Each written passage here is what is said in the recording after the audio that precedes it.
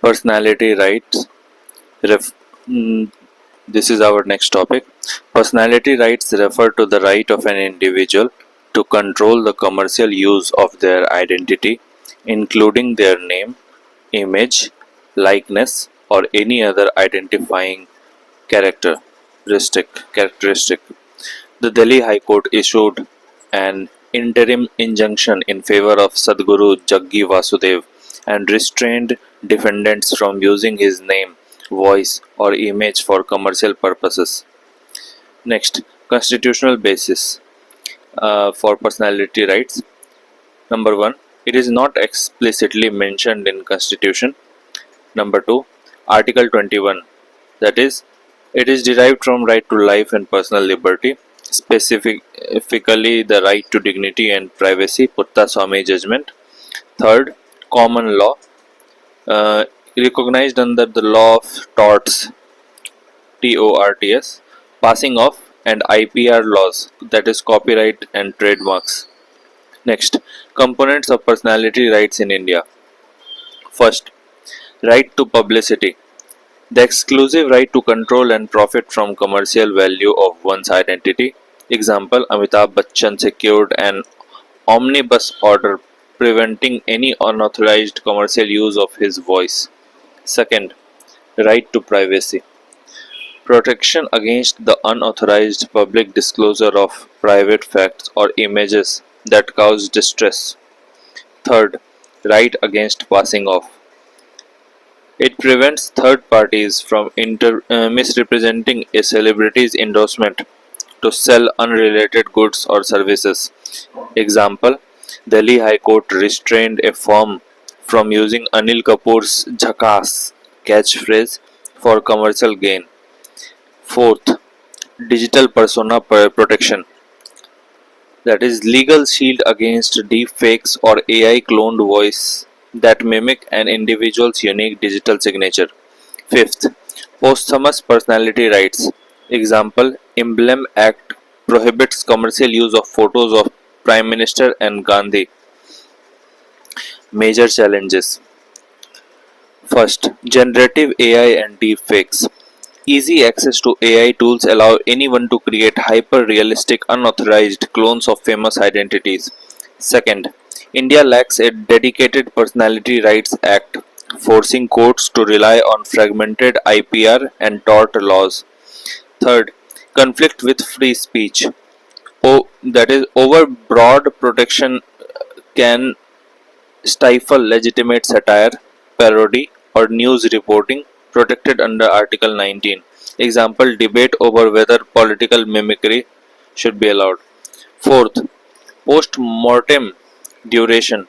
Legal ambiguity exists regarding how long personality rights survive after an individual's death. Fifth, burden of proof. Celebrities must prove commercial injury or deception, which is difficult in non-profit fan-made content. Sixth, monopolization of identity. Example, concerns that trademarking common gestures like a signature pose hinders public domain creative expression. Next, major Supreme Court judgments on personality rights. First, Amitabh Bachchan versus Rajat Negi and others. It set the national standard for John Doe, that is, dynamic injunctions to protect a persona. Second, ICC Development International Limited versus Arvi Enterprises 2003. One of the earliest cases stating that personality rights vest in the individual and not in corporate entity. Third case, Deepa Jayakumar versus AL Vijay 2021. The Madras High Court held that personality rights are generally not heritable unless specific reputation damage is shown. Next, global examples. First, European Union GDPR provides a right to erasure and protects biometric data which effectively safeguards an individual's likeness as sensitive personal data. Second, South Korea recently introduced the Celebrity Protection Act 2024 specifically to combat AI generated digital human clones used in K pop. Our next topic is defamation. Origin. The formal codification of defamation began during the British Raj. The primary objective was to maintain social order and protect the reputation of officials and the elite. IPC section 499 and 500.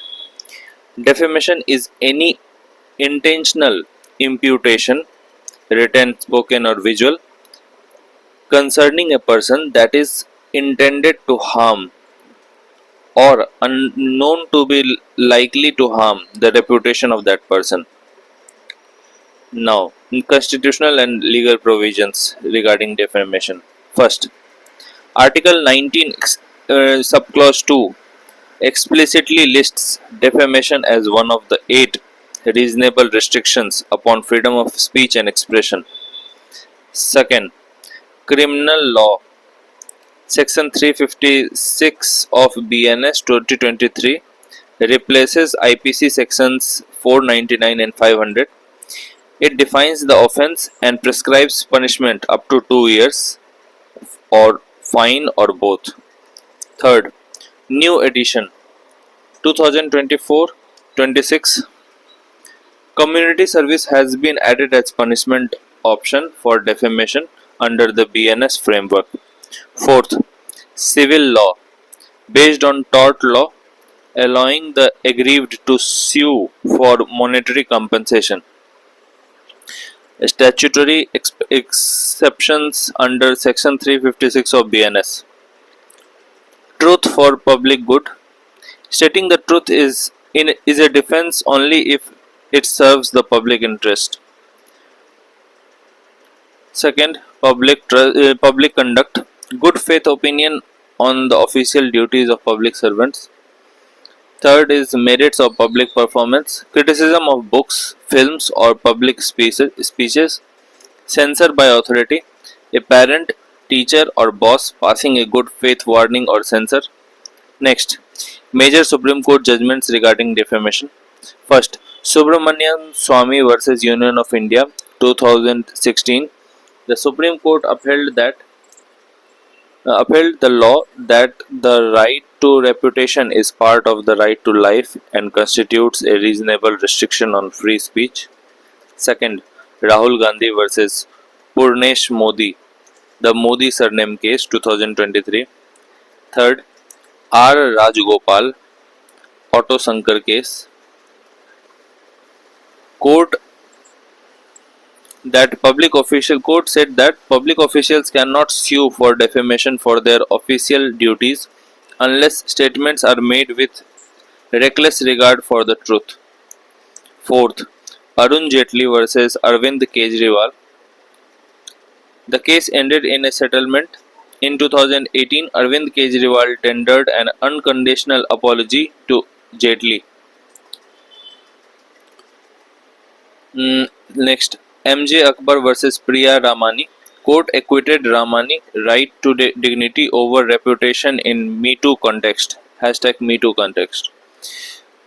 Next, justification of criminal defamation. First, dignity as fundamental right.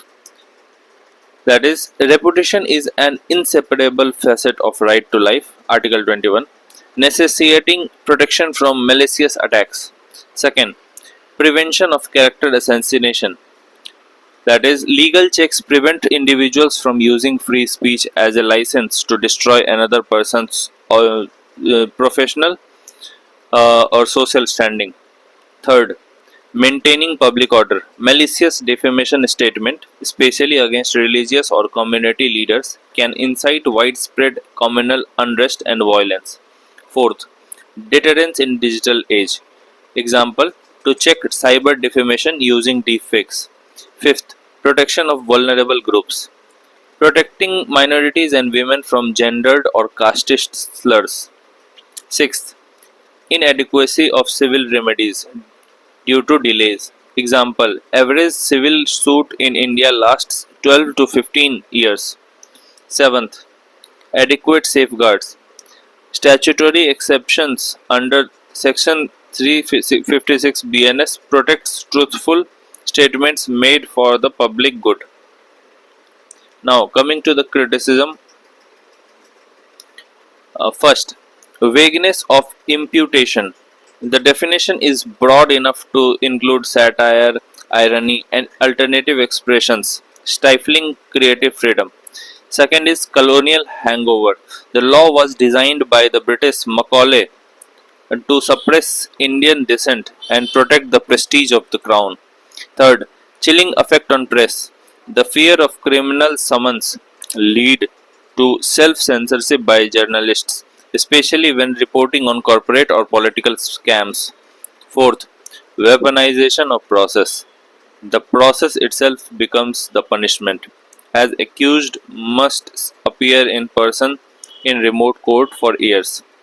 Fifth, SLAPP suit, SLAPP suits. Strategic lawsuits against public participation are used by powerful to intimidate and bankrupt whistleblowers. Sixth, subjectivity of public good. The burden of proving public good lies on the accused, which is a reverse onus that violates natural justice. Seventh, overburdening judiciary.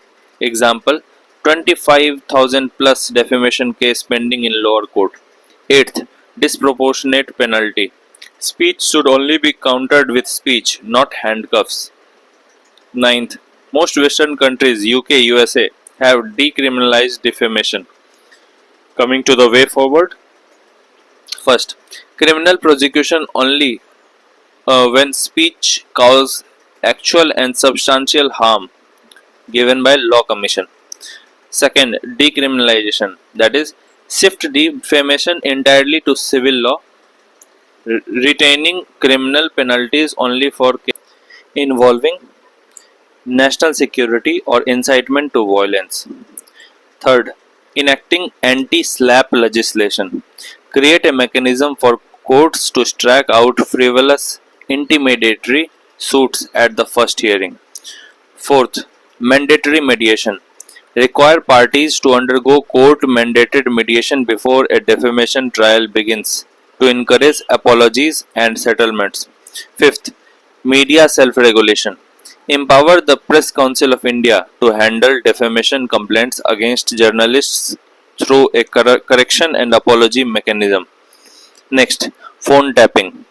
Phone tapping, also known as wiretapping, is the monitoring of telephone conversation and internet-based communication by a third party, often in secret.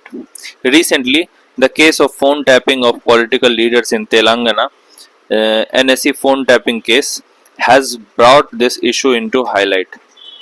In India, phone tapping is governed by the Indian Telegraph Act 1885. First, Section 5, Subclause 2.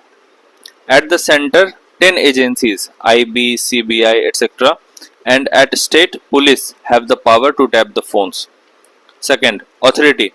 Under Rule 419A of Indian Telegraph Amendment Rules 2007, at the central level, the security in MOHA, and at the state level, the Secretary of Home Department has the authority to issue orders for phone tapping. They must record reasons for tapping in writing. Third, grounds for phone tapping.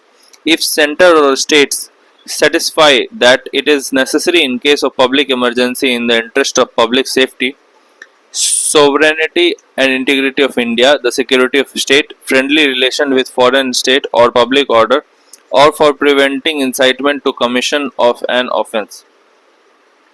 Next, safeguards available against phone tapping. First, last option. It must be ordered only if there is no other way of getting the information. Second, time period. If not revoked earlier, the order remains in force for 60 days. It can be renewed but not for more than 180 days in total. Third, review committee. At the center it is headed by cabinet secretary and the state level it is headed by chief secretary. It reviews orders by competent authorities, copies of which are sent to it within 7 working days. Next, issues related to phone tapping. First, violation of right to privacy. It infringes upon the right to privacy Article 21 as sensitive information about personal life and business is tapped without permission. Second, chilling effect on freedom of speech. It in the fear of being monitored can lead to self-censorship and discourage open communication about sensitive topics.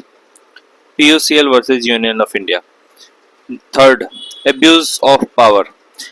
Governments might use phone tapping for political purposes, targeting dissidents or critics to suppress dissent. Example, Pegasus issue. Fourth, divergence with international obligation.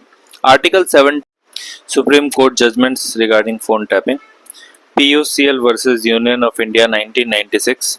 The court laid down guidelines for the interception of telephone conversations. Coming to the way forward.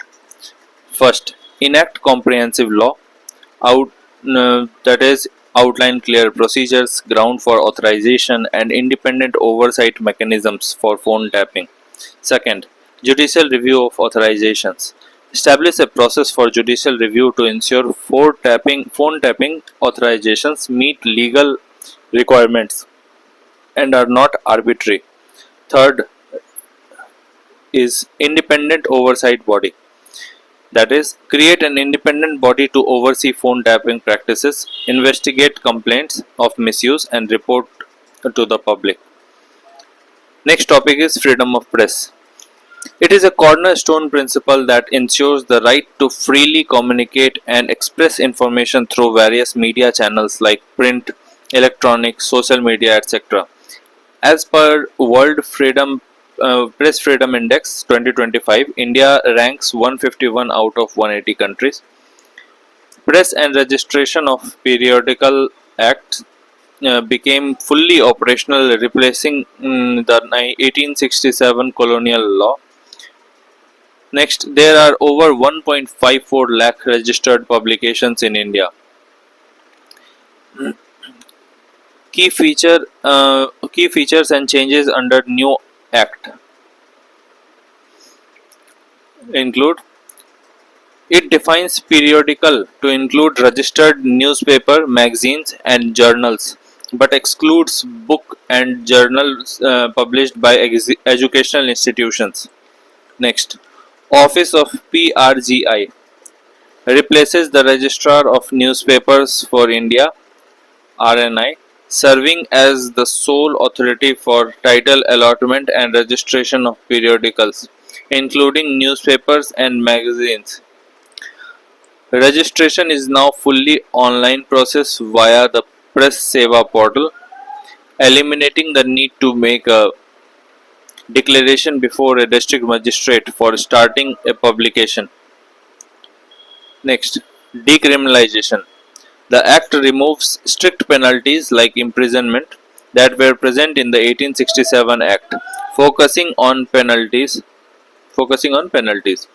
Next is restrictions. Individuals convicted of terrorist acts, unlawful activities, or action against national security are prohibited from publishing periodicals. Next, printing presses. Printers only need to file an online intimation with the PRGI rather than a formal declaration. Constitutional basis of freedom of press, not explicitly mentioned but derived from Article 19(1)(a), freedom of speech and expression. Second, subject to reasonable restrictions under Article 19(2), that is sovereignty, security, public order, decency, morality, contempt of court, defamation, incitement to offence. Next, judicial recognition. Indian Express newspaper versus Union of India 1985. Supreme Court held press freedom is part of basic structure of the Constitution.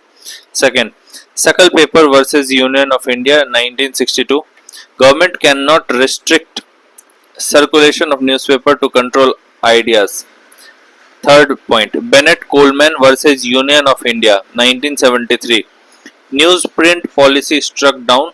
Press freedom is more important than indirect state control. Statutory regulations. First, Press Council of India Act 1978. It established PCI, a quasi-judicial body to uphold press ethics and prevent misuse of freedom. Second, Registration of Newspapers Act 1956. It regulates title verification, ownership and circulation data. Third, Cable Television Networks Regulation Act 1995 controls content codes for electronic media. Fourth, Information Technology Act 2000, Section 69A empowers government to block online content. Institutional mechanisms. First, Press Council of India. Advisory can provide advisory, can censor newspaper but lacks punitive power. Second, News Broadcasters and Digital Association (NBDA), industry-led regulation for TV and digital news. Third, Broadcasting Content Complaints Council (BCCC), regulates non-news entertainment content. Fourth, Ministry of Information and Broadcasting (MIB), supervises press, broadcasting, and online content. Significance of freedom of press. First, democratic oversight. Acts as a watchdog, exposing corruption and ensuring government remain accountable to its citizen. Example: investigative reports on electoral bond data in 2024-25. Another significance, number two, check on abuse of power. It acts as a safeguard against authoritarian tendencies and arbitrary state actions. Example: investigative report on Pegasus surveillance case 2021.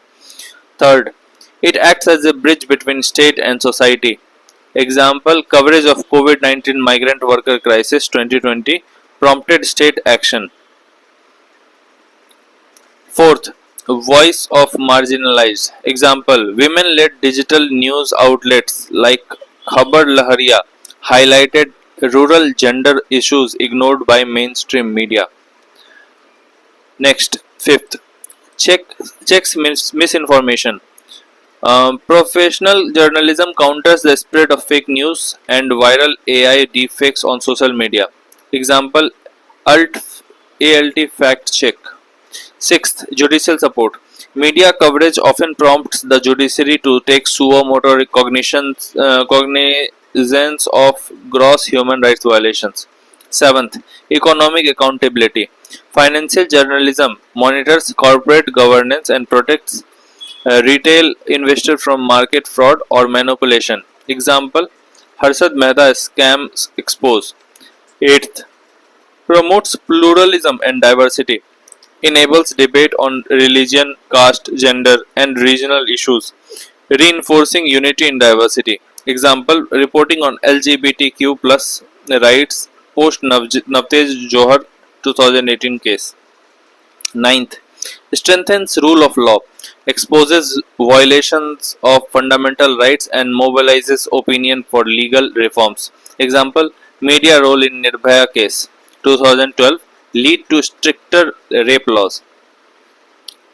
Some quotes that we can write: freedom of press is the mother of all liberties in democracy, quoted by Justice V.R. Krishna Iyer. Next, Thomas Jefferson said, were it left to me to decide whether we should have a government without newspaper or newspapers without government, I should not hesitate a moment to prefer the latter. Next, Albert Camus said, a free press can be a good or bad, but most certainly without freedom, it will never be anything but bad. Now, challenges to freedom of press. PIE's framework. First, political.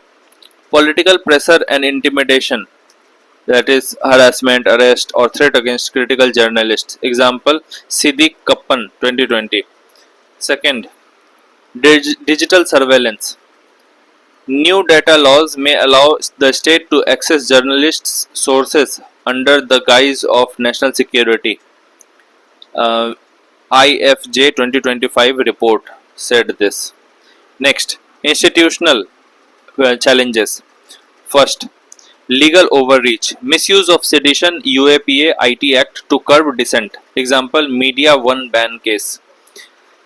Number 2. Weak regulatory mechanism. Press Council of India lacks binding powers. IT Rule 2025 expand state control. Third, digital media regulation. Sweeping powers under IT rules threaten editorial autonomy. Now, coming to economic challenges to freedom of press. First, corporate ownership control. Concentration of media ownership limits independence. Example, Adani takeover of NDTV 2022. Second, financial pressures. Dependence on government advertising and corporate funding undermines independence. Third, paid news and propaganda. Commercial interests fuel misinformation and political bias. Coming to the social challenges. First, violence and safety threats. Journalists face physical attacks and online trolling. Example, Sasikant Varise murder 2023. Second, fake news and disinformation. Rise of propaganda and misinformation undermines press credibility. Third, global image decline. India ranks 159 out of 180 in RSF Press Freedom Index 2025, reflecting systemic erosion of press freedom. Next, major Supreme Court judgment on press freedom. First, Ramesh Thapar versus State of Madras 1950 established that freedom of press is an essential part of the right to free speech. Second, Bennett Coleman versus Union of India 1973 struck down newsprint quotas, ruling that the state cannot use economic measures to stifle the press. Third, Media One case, that is Madhyamam Broadcasting Case 2023, ruled that state cannot ban channels based on sealed cover submissions without proving a direct national security threat. Next, way forward. The Second Press Commission had suggested strengthening the Press Council of India and enhancing its role in ensuring journalistic standards. Second, decriminalize defamation. Amend Section 499 of the IPC to make defamation a purely civil wrong, preventing arrests. Third, enact a dedicated Journalist Protection Act to provide state-level security for investigative reporters. Fourth, transforming Press Council of India into a statutory body with the power to penalize both media and aggressors. Fifth, newsrooms must adopt voluntary code of ethics and robust internal fact-check mechanism to rebuild public trust. Next topic is censorship in India. Censorship refers to the suppression, prohibition or restriction of information, idea, speech or other form of expression by government authorities, institutions or other controlling bodies. Isaac Asimov said, censorship is the tool of those who need to hide actualities from themselves and others. George Bernard Shaw said, the first condition of progress is the removal of censorship. Now coming to the constitutional basis, Article 19(2) allows reasonable restrictions on ground of sovereignty, security, public order, decency, morality, contempt of court, defamation, incitement to offence. Now, forms of censorship. First, press and print media. Indirect through sedition, defamation, Press Council of India guidelines. Cinema. Second, number 2 is cinema. Regulated under Cinematograph Act 1952. Certification by Central Board of Film Certification. Example, Cuts in Padmavat 2018, citing public order. Third, television and radio, governed by Cable TV Networks Regulation Act 1995 and program codes. Fourth, digital media and OTT, regulated by IT Rules 2021, giving government oversight over online contents. Fifth, books and literature, bans under Custom Act and IPC for sedition, hate speech. Example, ban on Salman Rushdie's Satanic Verses 1988. Sixth, internet and social media. Section 69A of IT Act allows blocking of online content. Example, Twitter handle blocked during farmer protests 2021. 7th, Sahyog platform under Section 79 of IT Act allows even district level officers to demand social media firms pull down posts. Now, first we will see the IT rules 2021 key provisions for social media intermediaries. Second, due diligence. Platform must inform users not to uh, upload illegal content that is defamatory, obscene, harmful to minor, etc. Third, significant social media intermediaries (SSMI) platforms with over 5 million users face extra obligations. Those extra obligations are resident officers. They must appoint a chief complaint officer, a nodal contact person, and resident grievance officer. All must live in India. Second, traceability. That is, messaging apps like WhatsApp must be able to identify the first originator of a message if ordered by court or government for serious crimes. Third, monthly compliance reports. That is, platform must publish the number of complaints received and actions taken. Next is safe harbor protection. If a platform follows these rules, it is not legally liable to content posted by its users. Section 79 of the IT Act. Next is for digital media and OTT platforms. It is ethics code. First, self-classification. OTT platforms, Netflix, Hotstar, etc. must classify content into age category. That is U/A 7 plus, U/A 13 plus, U/A 16 plus, and A. Next, parental locks. Platforms must provide parental locks for content rated U/A 13 plus or higher. Third, three-tier grievance redressal is needed. Level 1, self-regulation by the publisher. Level 2, self-regulation by an independent body of publishers. Level 3, oversight by an interdepartmental committee headed by Ministry of Information and Broadcasting. Now, April 2023 amendment into this IT rules 2021. First, fact check units. FCU permitted the government to designate an agency to identify fake or misleading information regarding government business. Note, this was struck down by Bombay High Court in 2024. The Supreme Court is currently examining the centre's plea as of March 2026. Second, online gaming. Require them to be registered with self-regulatory body and prohibit game involving wagering or betting. Coming to October 2025 amendment, Rule 3(1)(d) of IT Rules 2021 requires internet intermediaries to remove or disable access to unlawful content upon receiving a government order or notification. Next, an officer of at least Joint Secretary rank or Inspector General of Police DIG rank can issue order. IT Intermediary Guideline and Digital Media Ethics Rule Code Amendment Rules 2026. For the first time, Indian law provides a statutory definition of SGI. It includes any audio, visual, or audio visual information created or modified using algorithms that appear real, authentic, or true. Second point, mandatory labeling and provenance. Intermediaries must ensure that all SGI prominently and clearly labeled so that users can easily identify it as AI generated. Third point, the window for removing unlawful content has been slashed from 36 hours to just 3 hours upon receiving a court order or government notification.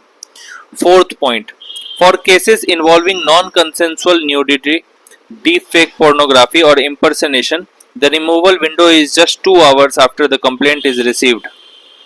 Fifth point, If a platform like X, YouTube, or Meta fails to label AI content or misses the 3-hour takedown deadline, it loses its safe harbor protection under Section 79 of IT Act.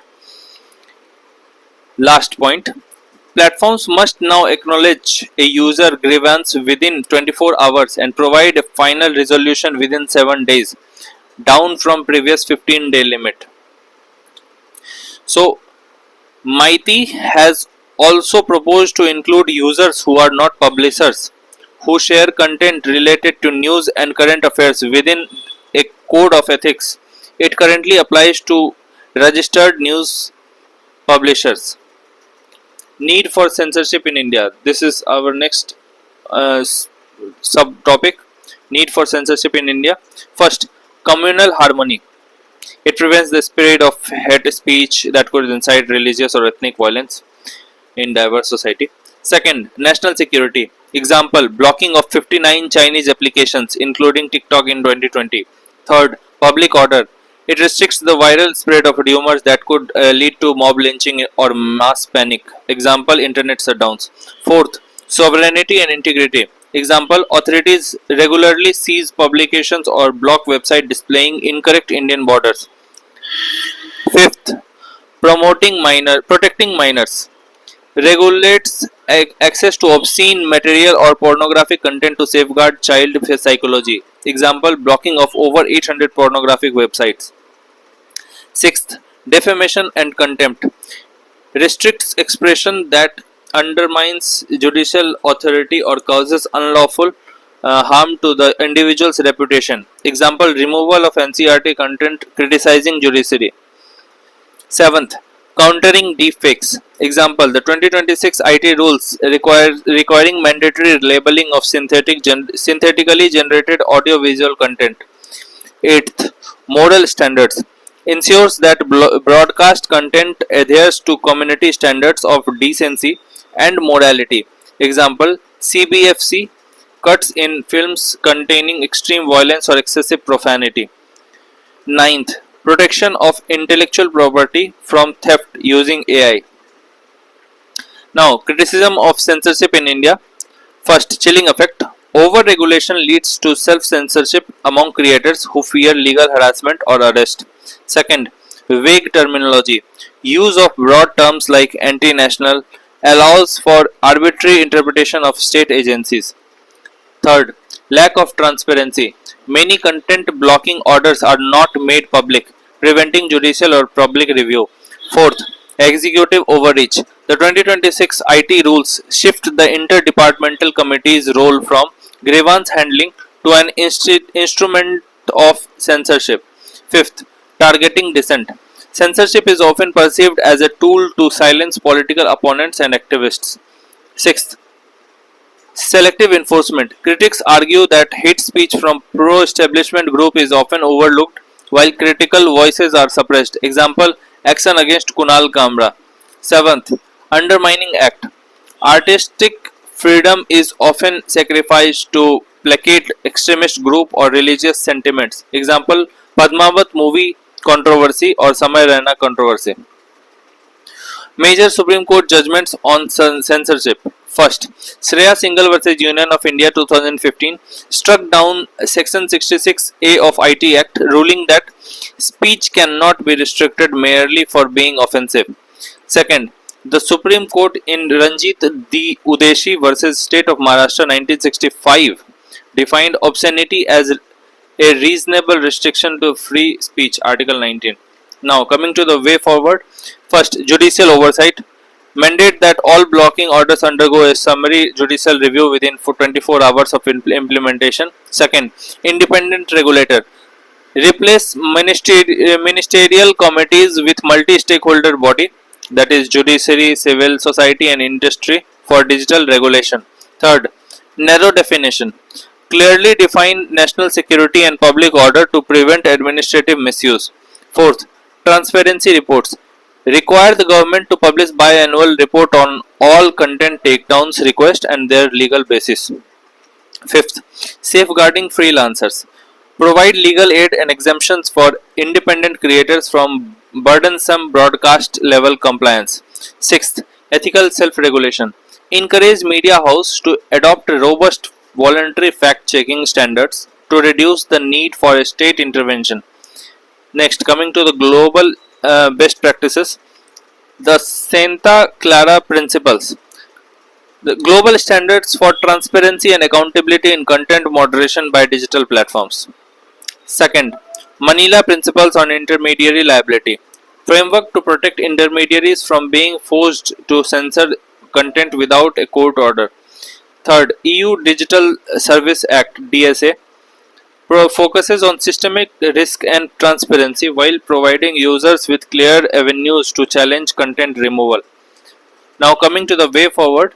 First, revise censorship laws to provide clearer definition to terms like public order and morality to minimize subjective interpretation and misuse. Second, encourage self-regulation. It is imperative for media institutions to prioritize self-regulation as a proactive measure against excessive government intervention. Third, implement age gating system for online content deemed mature, restricting access for underage users without resorting to complete bans. Fourth, integrate media literacy programs into school curriculums to equip students with the skills to evaluate information sources, identify bias, and spot misinformation. Fifth, mandate social media platforms to publish regular transparency reports disclosing the volume and nature of content removed and the reasons behind them. Now, the next topic is OTT regulation in India. OTT stands for over the top. An OTT platform is an audio and video hosting and streaming service that delivers streaming media content directly to viewers over the internet bypassing traditional cable, satellite, and broadcast television. Example, Netflix, Amazon, etc. As per Ormax Media Report, India has over 500 million OTT users and 150 million paid subscriptions. It also shows a growth rate of 20%, showing an increasing market for OTT platforms. Now, regulatory mechanisms in India. First, IT Act 2000. In this, we have 2 points. Section 67 and 67A deals with publication and transmission of obscene content. Second point here is Section 69A empowers central government to block public access. Second, IT Rules 2021. In this, we have 2 points. First, self-classification. That is, OTT platforms must classify content into age categories UA 7 plus, UA 13 plus, UA 16 plus, and A. Second, parental locks. Platforms must provide parental locks for content rated UA 13 plus or higher. Third point in regulatory mechanism is Section 294 of BNS that defines and criminalizes obscene content. Fourth point is POSCO Act criminalizes child pornography. Next, need for OTT regulation. First, protection from obscenity and harmful content. The Supreme Court in Ranjit Udesi case 1965 upheld obscenity as a reasonable restriction under Article 19. Example, India's got latent controversy. Second, level playing field. Traditional media, that is TV or cinema, faces strict censorship, but OTT enjoys regulatory vacuum, leading to unfair competition. Third, consumer rights. Need for clear mechanism to address complaints on content classification, parental control, and offensive material. Fourth point in need for OTT is protecting dignity of women. Example, Bully Buy app incident, auctioning of image of women. Fifth, child safety and age appropriate content. That is, lack of effective age rating, parental filters, and access controls expose minors to inappropriate content. Sixth point, data privacy and algorithmic concerns.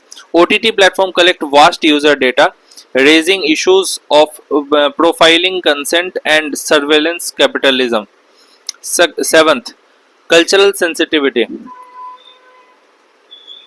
Content may offend religious, caste, or regional sentiment, sparking protests. Example, controversy over Tandav series. Eighth, preventing monopolistic practice. need to regulate pricing models, market dominance, and exclusivity contracts by global giants like Amazon, Netflix, etc. Ninth, global best practice alignment. Countries like UK, Ofcom, EU, AVMS directives already regulate OTT for content standards, transparency, and consumer protection. Tenth, judicial guidelines. Courts have repeatedly urged the center to involve a comprehensive framework for OTT regulation. Next, challenges in OTT regulation. Jurisdictional overlap. Tough war between MITI, MIB, and TRI creates confusion over who should regulate OTTs. Second, balancing free speech and regulation. OTT is a pull medium, unlike broadcast, making excessive censorship a chilling effect on Article 19(1)(a). Third, vague standards. Terms like obscene, immoral, offensive are context dependent, risking arbitrary interpretation. Fourth, content diversity. OTT platforms host regional, global, experimental content, making uniform classification and regulation difficult. Fifth, enforcement weakness. IT rules 2021 rely on self-regulation but lack teeth for enforcement and appeal mechanism for publishers. Sixth, tech and traditional models.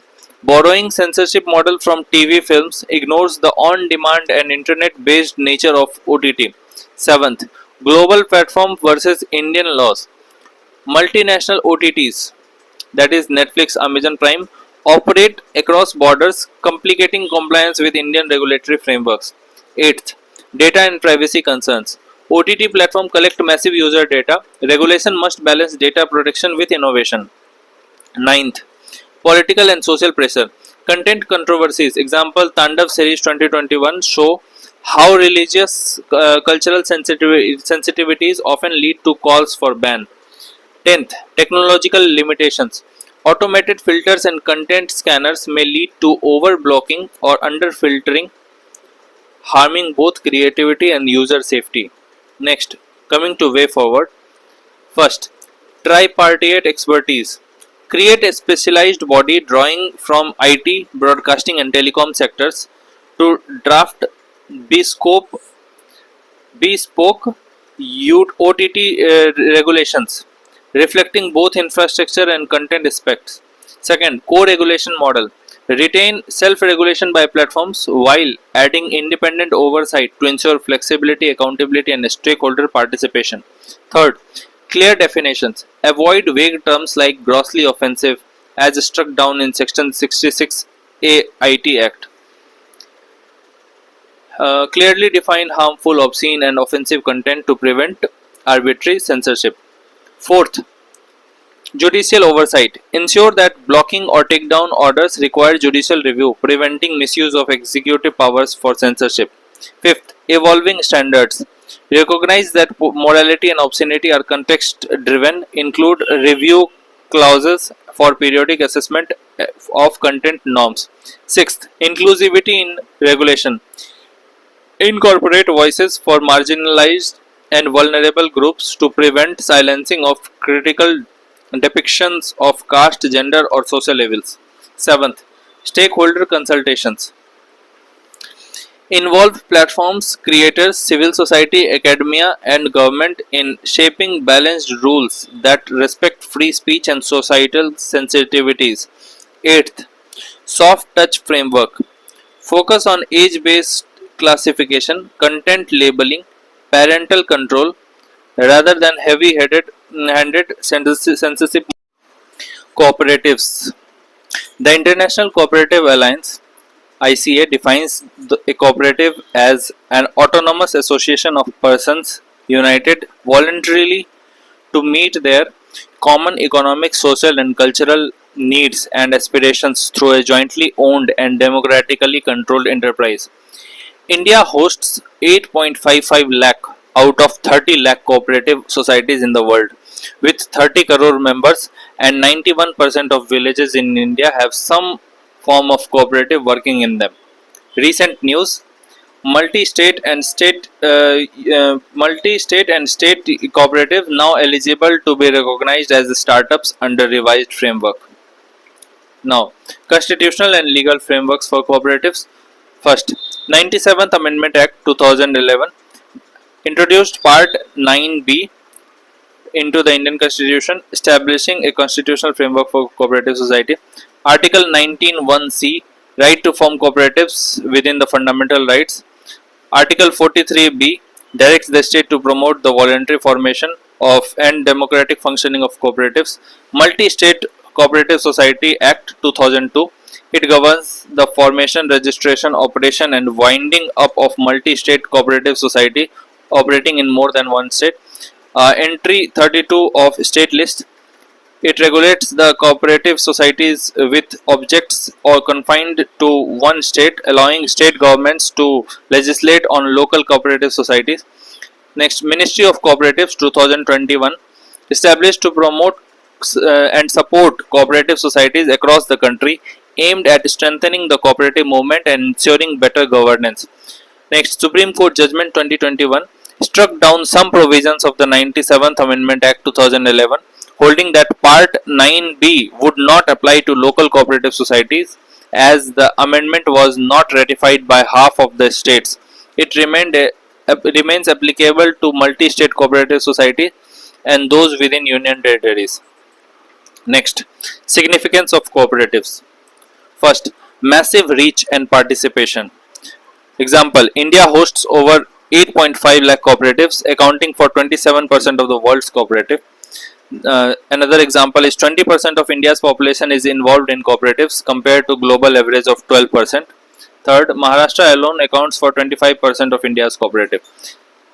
Second, economies of scale. Cooperatives aggregate small producers, enable bulk procurement, processing and marketing. Example, Amul's Federation model. Third, enhancing bargain powers of a small producer. Example, Farmer Producer Organization FPOs and PACs enable group based procurement of seeds and fertilizers, reducing input cost by up to 15 to 20%. Fourth, grassroots credit access. Example, PACS, Primary Agriculture Credit Societies, disburse nearly 1.5 lakh crore in short-term credit annually. Fifth, financial inclusion. Integrates rural population into formal banking system through localized member owned cooperative banks. Sixth, supply chain stability. Ensures affordability and timely access to critical inputs like fertilizers, seeds, and quality cattle feeds. Example, IFCO and KRIB HCO. Seventh, food security.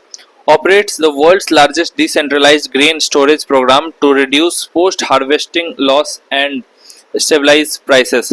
Eighth, improved market access by eliminating exploitative intermediaries. Example, NAFED and TriFed help tribal and small farmers sell at MSP. Ninth, risk sharing and economic safety. Example, crop based cooperative offer mutual insurance in drought prone regions like Vidarbha and Marathwada. 10th, diversification into non-farm sectors. Example, Weavers Cooperative in Tamil Nadu. 11th, promotion of inclusive growth. Example, SEVA, Self-Employed Women Association, empowers over 2 million women with microcredit and healthcare services. 12th, stabilizing rural economy and preventing distress migration. 13, resource mobilization. Now, issues faced by cooperatives. First, political capture. Example, in Maharashtra, over 40% of the sugar cooperative board members are affiliated with political parties. Report by EPW 2020. Second, low professional capacity and outdated practice. Example, as per RBI report, less than 30% of urban cooperative banks have adopted full core banking solution. Third, fragmented regulation and dual control. Multi-state cooperative face dual control by central and state authorities, causing delays and administrative confusion. Fourth, weak financial discipline and management. Example, PMC Bank Scandal 2019. Fifth, inadequate member participation and awareness. Example, IRMA study found less than 25% of cooperative members attend AGM meeting regularly. Sixth, narrow sectoral spread. Success is limited to agriculture, dairy, and credit. Other weak presence in new sectors like tech or services. Seventh, regional imbalance. Five states, example Maharashtra, Gujarat, hold 57% of all the cooperatives, leaving other underrepresented. Eighth, financial fragility. Low capital and high dependency on state support restrict scalability and innovation. Now, coming to key government initiatives for cooperatives. First, NCDC 1963, statutory body under Ministry of Cooperation to finance and promote cooperatives. Ministry of Cooperation 2021, formed to boost rural prosperity and cooperative growth. Third, National Cooperative Policy drafting phase. Committee set up under Sahkar Se Samriddhi Vision. MSCS Amendment Act 2023 enhances governance, transparency, and electoral reforms. Next, Margdarshika Plan. It targets formation of 2 lakh PACS, dairy, and fishery cooperatives. Next, National Cooperative Policy 2025. The mission is to create enabling legal, economic, and institutional framework to cooperative movement at grassroots level and facilitate the transformation of cooperative enterprises into professionally managed, transparent, technology enabled, vibrant, and responsive economic entities. Key highlights. First, legislative and institutional reforms. Encourage state to amend cooperative laws to enhance transparency, autonomy, and ease of doing business. Second, financial empowerment. Promote the 3 tier, that is primary agriculture credit society, district central cooperative bank, and state cooperative bank credit structure. Third, encouraging state or UTs to develop at least one model cooperative village with multi-purpose packs as growth engine. Next, develop rural economic clusters, example honey, spices, tea, and support branding under Bharat brand. Uh, Next, future readiness and technology. Develop a national cooperative stack, integrating with agri stack and databases. Next, promote open network for digital commerce and government e-marketplace GEM platform integration. Encourage R&D through cooperative incubators, center of excellence. Now coming to the inclusivity measures. Model bylaws for gender representation and transparent governance. Cooperative awareness campaign in schools and colleges. Sectoral diversification, for example promoting cooperative in new and emerging sector like renewable energy, waste management, etc. Youth oriented capacity building, example develop cooperative focused courses in high education institutions. Coming to the implementation and monitoring. Implementation cell within the Ministry of Cooperation with technical project management unit, support for effective and timely implementation of the policy. Next, National Steering Committee on Cooperative Policy, chaired by Union Cooperation Minister for guidance, coordination, periodic policy review, etc. Next, Policy Implementation and Monitoring Committee for coordination with states, troubleshooting, implementation, bottleneck, periodic monitoring and evaluation, etc. Next, way forward. Professionalization of management. Implement Vaidyanathan Committee recommendation for trained full-time CEO in cooperatives. Second, autonomy and accountability. Ensure political neutrality and audit transparency by enforcing model bylaws and MSCS Amendment Act 2023. Third, diversification beyond agriculture. A. Promote cooperatives in logistics, green energy, healthcare, and urban services as suggested by Niti Aayog 2021.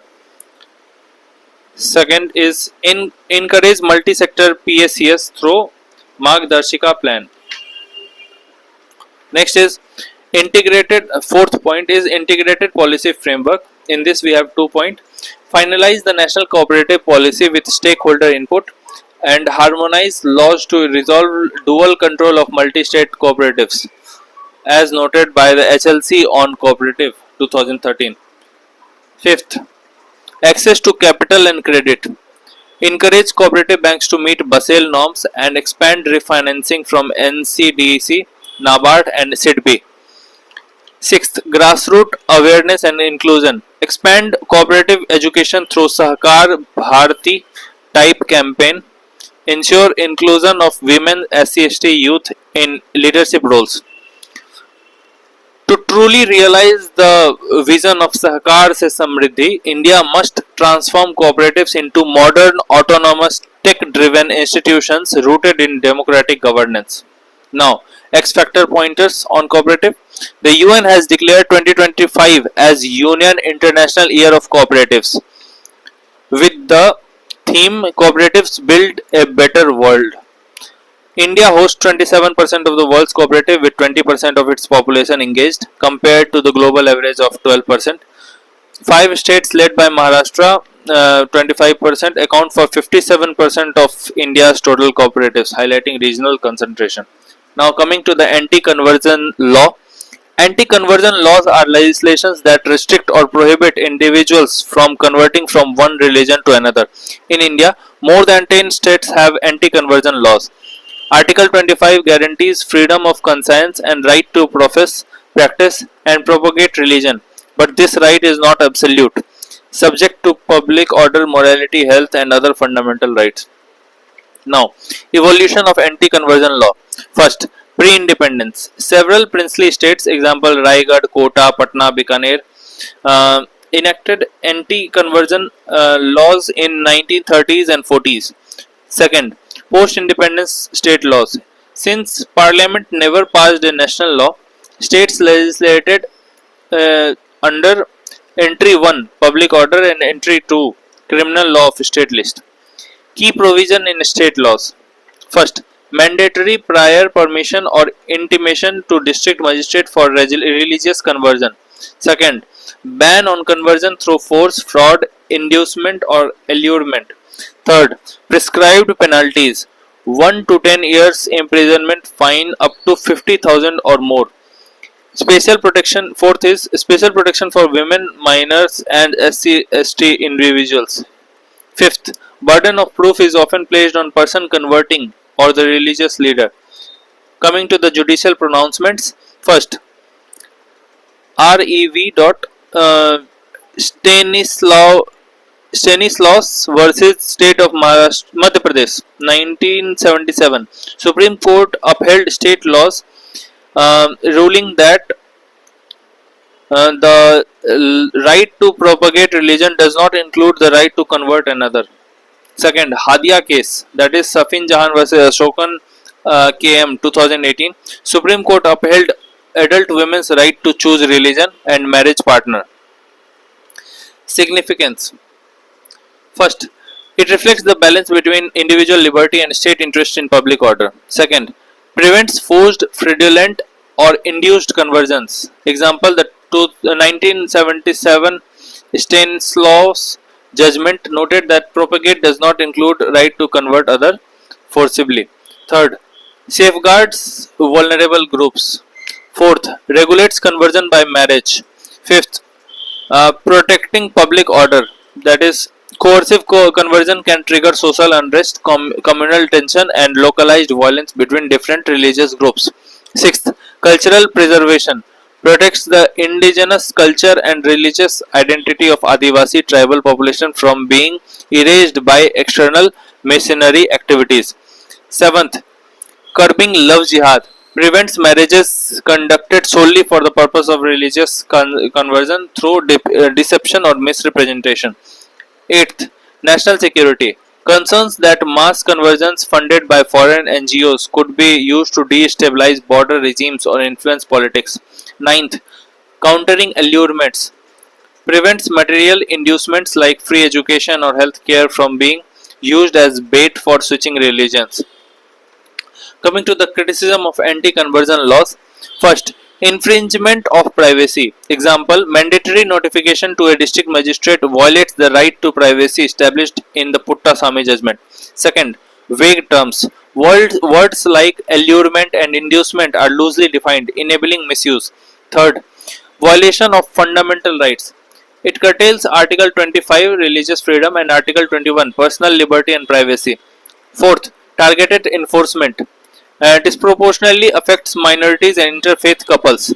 Fifth, politicization, often linked to identity politics and communal polarization.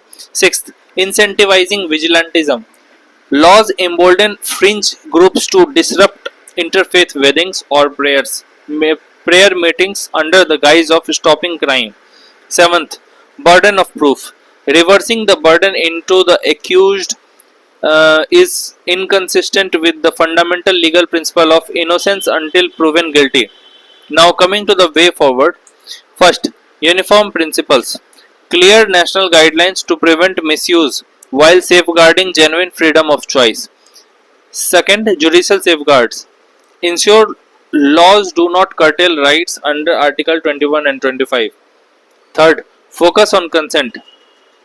Regulation should address coercion, not voluntary conversion. Fourth, awareness programs. Promote interfaith dialogue and reduce suspicion around conversions. Coming to the essential religious practices.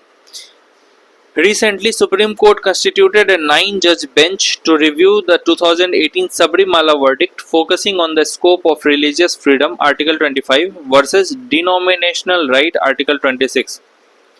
Second, Thiruparankundaram Deepathun dispute. Madras High Court warned officials to contempt for obstructing the Karthigai Deepam ritual atop the hill.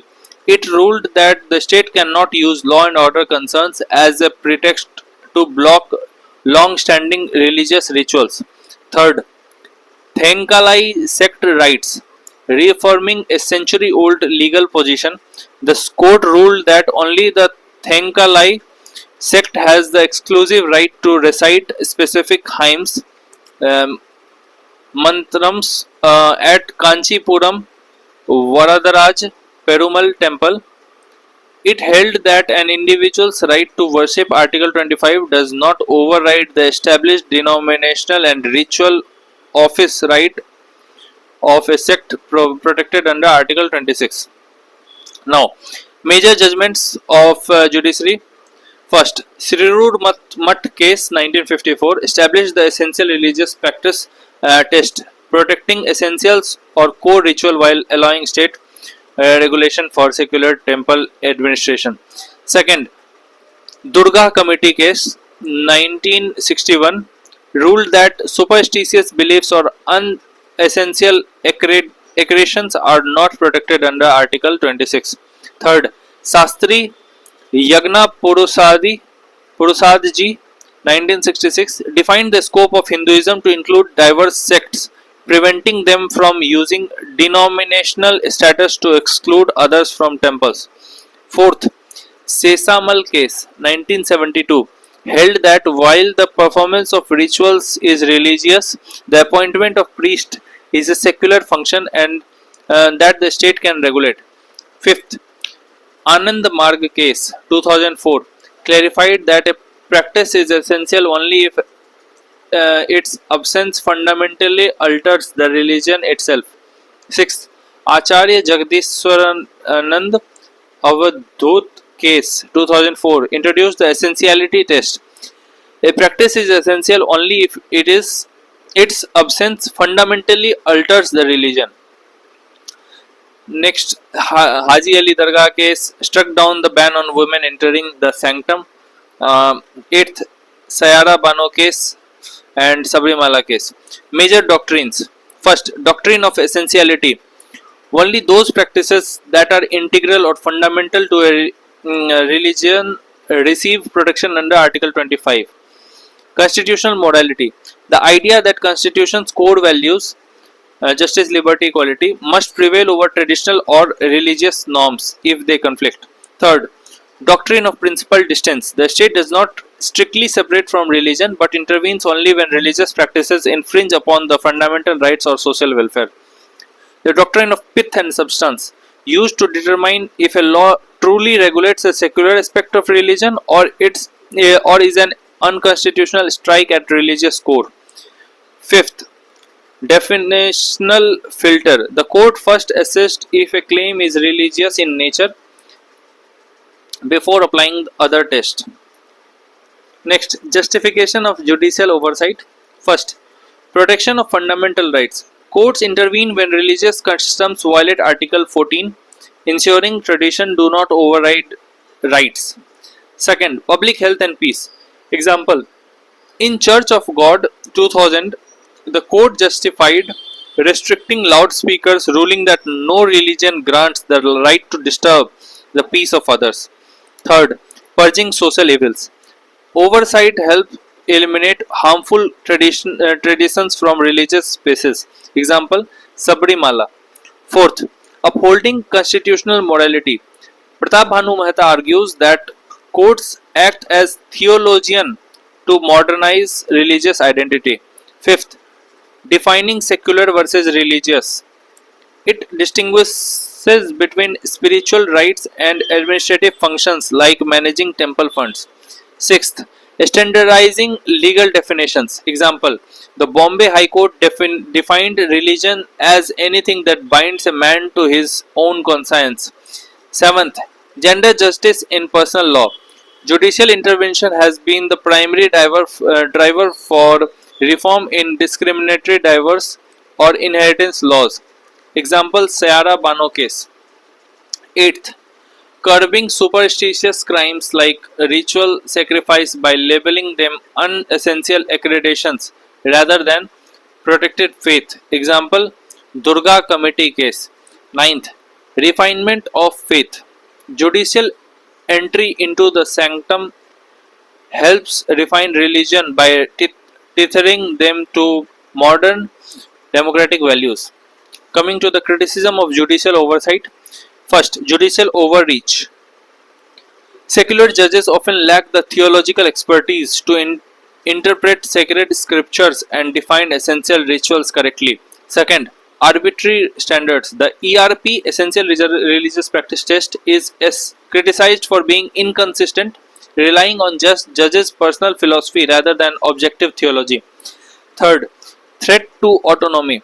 Constant oversight undermines the right of religious denomination, Article 26, to manage their internal affairs without interference. Fourth, political sensitivity. Judicial intervention in sensitive religious disputes can inadvertently trigger communal disharmony or perception of state bias. Fifth, subjective morality. Using constitutional morality is seen as a vague tool used to bypass established religious customs and local practices.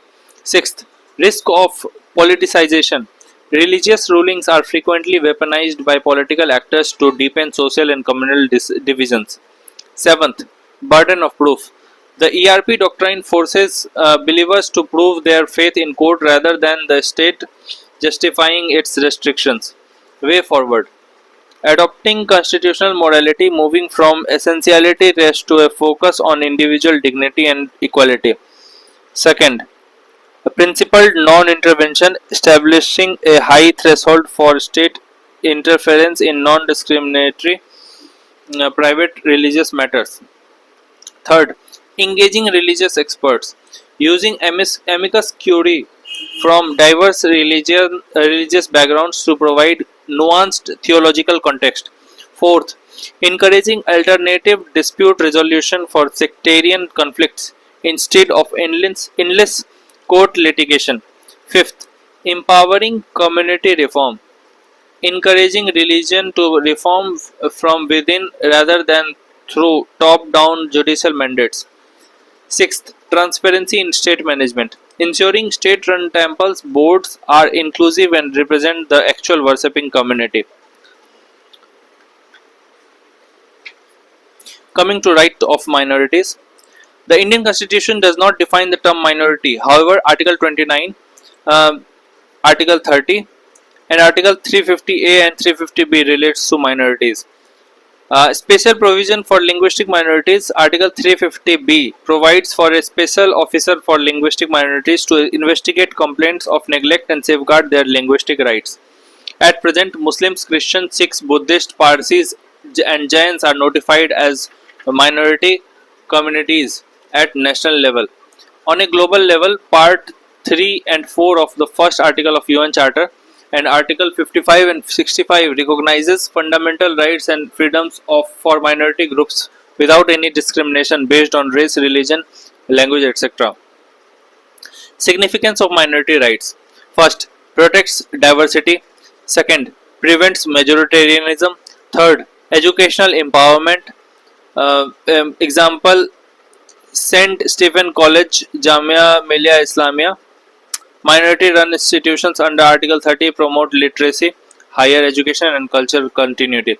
Fourth, cultural preservation. Secures language, script and culture. Article 29. Fifth, promotes social justice, enables disadvantaged minorities to access affirmative action.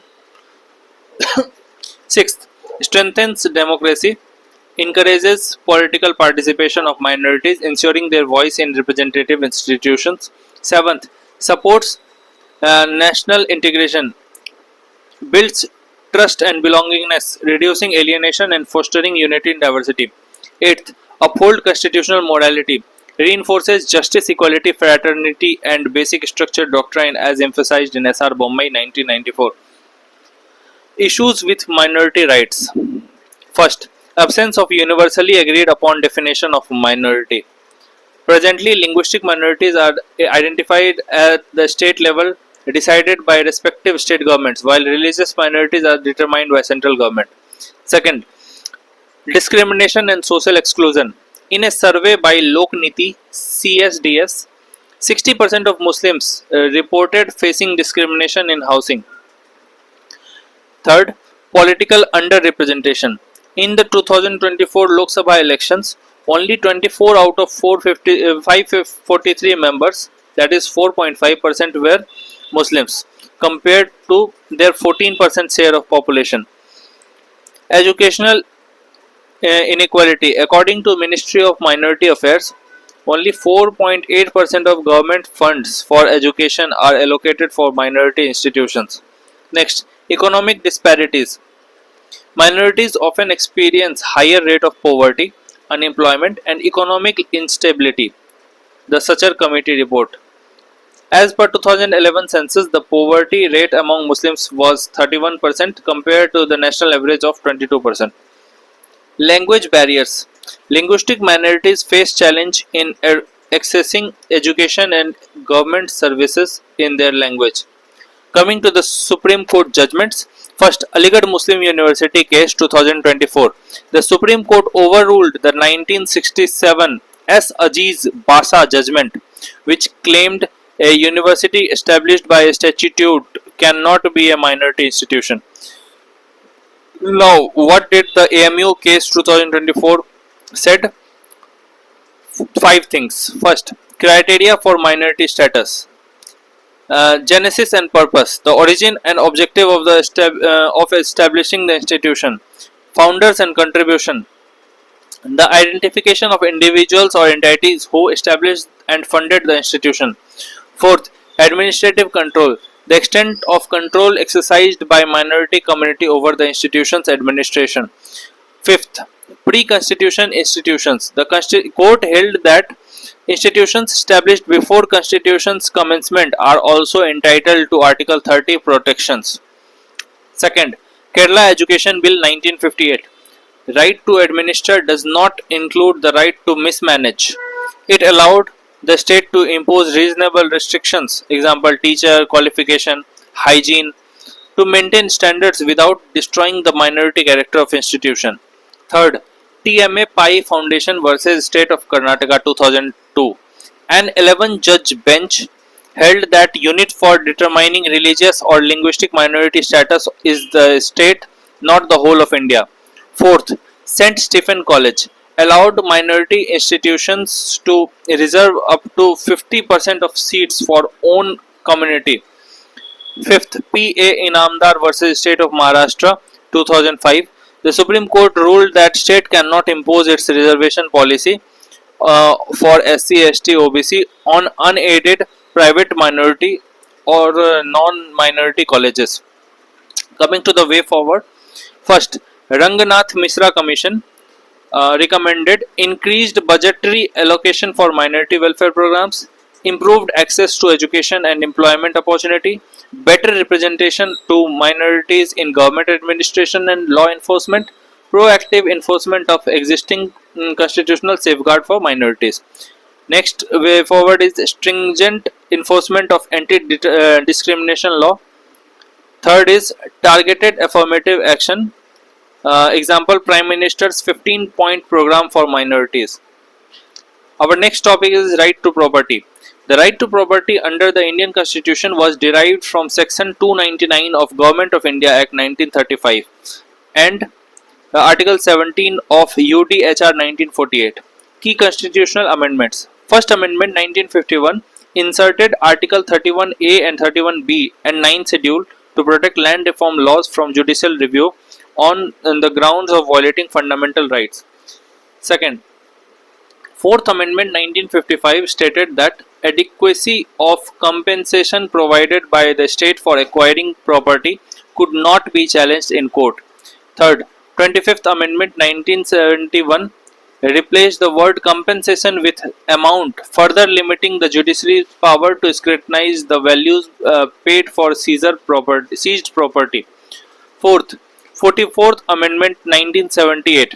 It repealed Article 19(1)(f) and Article 31, removing the right to property as a fundamental right and reinserting it as Article 300A, a mere legal right. Amended Article 30 with new clause 1A with the effect that if the state acquires the property of any minority administered educational institution, the compensation shall not engross on the lands of minorities. Next, major Supreme Court judgments. First, Property Owners Association versus State of Maharashtra 2024 ruled that not all private property is a material resource of the community for state acquisition. It overrules the decade-old Justice Krishna Iyer doctrine, which favored total state control, stating that state cannot indiscriminately seize private property unless it meets specific criteria like scarcity or public utility. Second, Samimullah versus State of Bihar 2026 quashed rules requiring proof of mutation for registration, emphasizing that the state cannot block property transfers. Third, Vidya Devi versus State of Himachal. Right to property is a human right in welfare state. State cannot be a trespasser on its citizens' land and must follow the due process of law for any acquisition. Fourth, R.C. Cooper versus Union of India 1970 struck down bank nationalization for providing illusory compensation, forcing the state to follow fair valuation principle. Fifth, Bela Banerjee versus State of West Bengal 1954. The court held that compensation meant a just equivalent or the full market value of the property. Sixth, KT Plantation Private Limited versus State of Karnataka 2011 held that deprivation of property under Article 300A must follow valid law and be for public purpose. Major challenges in right to property in India. First, presumptive titling system.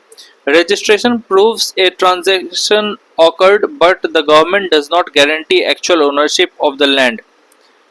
Niti Aayog has suggested shift to conclusive land titling from presumptive land titling system. Second, pending litigation backlogs. Example, in 2026, roughly 7.3 million property cases remain pending, representing 66% of all civil litigation. Third, inaccurate and outdated land records lead to a fraudulent scales and overlapping claims. Fourth, eminent domain misuse. The state sometimes acquires land for public purpose that eventually benefits private developers or corporations. Fifth, Complex tenant laws. Archaic rent control acts make it difficult for landlords to evict non-paying or violating tenants. Sixth, bargaining power asymmetry. Small farmers lack the legal resources to fight state or corporate entities for fair compensation. Seventh, gender bias in inheritance. Example, only 13% of rural land titles are held solely by women. Right to property in other countries. USA, protected by Fifth Amendment, which states that private property shall not be taken for public use without just compensation. In Australia, the government uses conclusive titling, meaning the state guarantees ownership, effectively eliminating title related litigation. Now, coming to the last topic, Article 32 to 26. It is the very soul of Constitution and very heart of it, said by Dr. Ambedkar. Article 32 and 226 guarantees the right to move to the Supreme Court and High Court respectively for enforcement of fundamental right, empowers the Supreme Court to issue directions, orders and writs. Second, 32(3) allows Parliament to empower any other court to exercise these powers within their local limits. Article 32 subclause 4 states that right to move the Supreme Court shall not be suspended except during during a national emergency. Now, writs. First, habeas corpus, to have the body used to release a person who has been detained or imprisoned unlawfully. Example, ADM Jabalpur case. Second, mandamus, V command, issued to a public official, corporation or lower court to perform a mandatory duty that they have failed or refused to do so. Example, in Gujarat State Financial Corporation versus Lotus Hotels 1983, Supreme Court issued a writ of mandamus to provide loan to a hotel. Third, prohibition, to forbid, issued by higher court to a lower court or quasi-judicial body to stop them from continuing a case that exceeds their jurisdiction.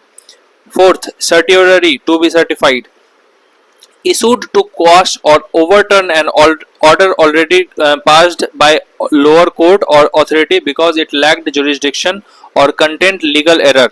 Example, in AK Kraipak case, Supreme Court quashed a selection list for the Forest Service as one of the member of the selection was also a candidate. Fifth, quo warranto, by what authority? Issued to prevent a person from illegally holding a public office and to inquire into the legality of their claims to that office. Comparison between High Court and Supreme Court powers. Based on first, nature of right. Supreme Court cannot refuse to exercise this power. High Court may refuse to grant relief if an alternative remedy exists. Second, scope of power. Supreme Court has narrow scope, can only be evoked for enforcement of fundamental rights, part 3. High courts have wider, can be invoked for fundamental rights plus ordinary legal rights. Territorial jurisdiction. For Supreme Court it is bigger, can issue writs against any person or government throughout the entire territory of India, whereas High Court has a smaller, limited to its own state or where the course of action arises within its territory. Next, significance.